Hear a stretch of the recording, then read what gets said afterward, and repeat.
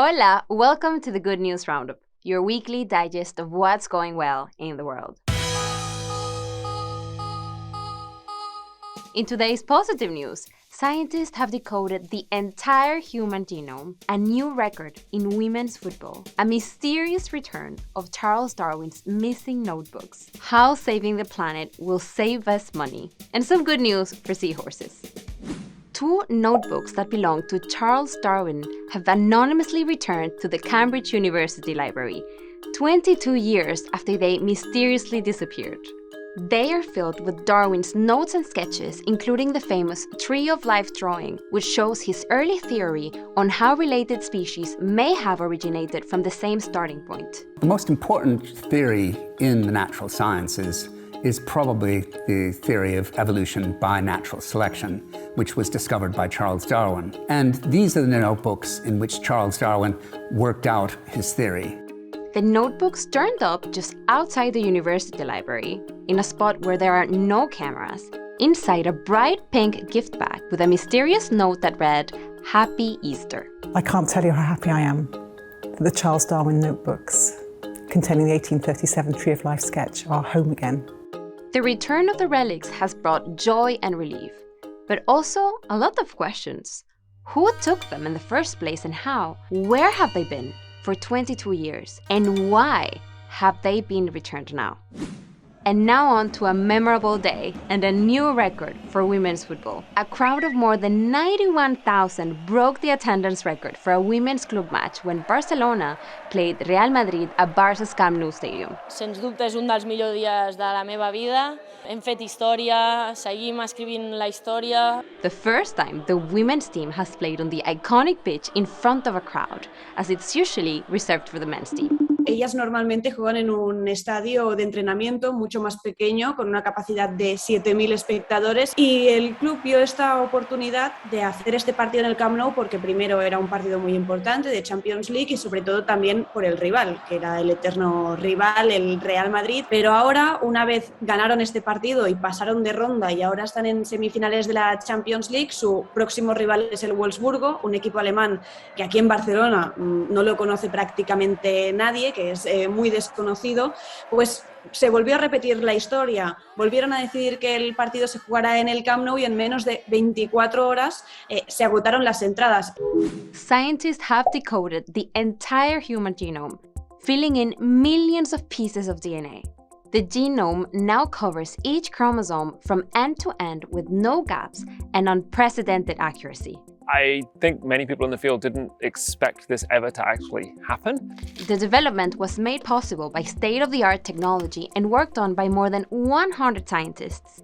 It's called T to T CHM13, and now with this reference we can begin to look more closely at the genome to see if there's new information that can guide new discoveries. The first working draft of a human genome sequence was achieved back in 2000, and the research led to huge advances in our understanding of human biology and disease, even though crucial regions of the genome were still hidden from scientists.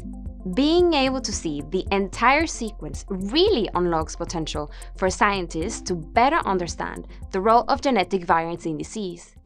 The latest UN climate change report has found that to halt global warming, greenhouse gas emissions must peak no later than 2025, and that emissions must then be reduced to 43% by the end of 2030. So the next few years are critical to the future of humanity. However, the report emphasizes that it's not too late to take action and gives us one piece of positive news you may not have been expecting. Saving the planet will save us money. Mitigating the climate crisis will be cheaper than not doing so.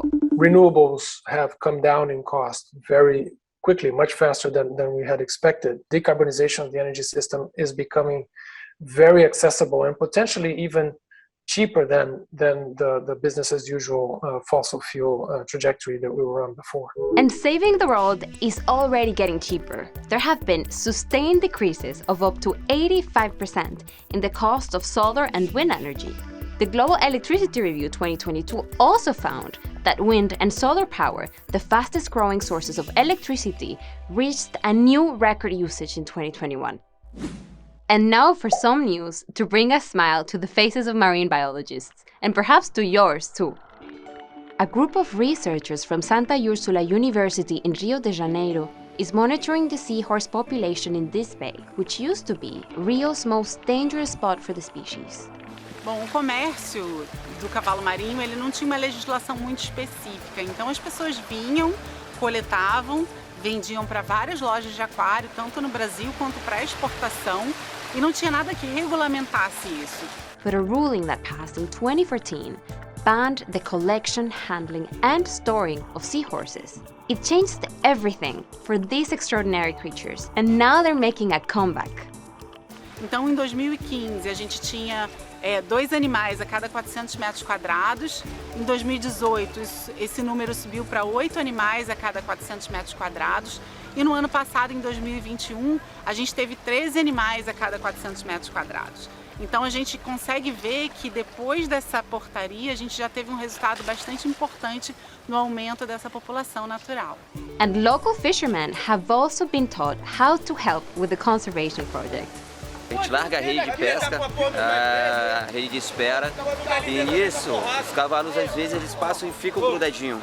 Então a gente não puxa a rede, alguns deles vêm junto, a gente devolve, alguns que vêm debilitados, a gente tem essa parceria com o projeto Cavalos Marinhos, e aí a gente traz, orienta eles, né, faz a ligação, eles vêm, levam para a faculdade para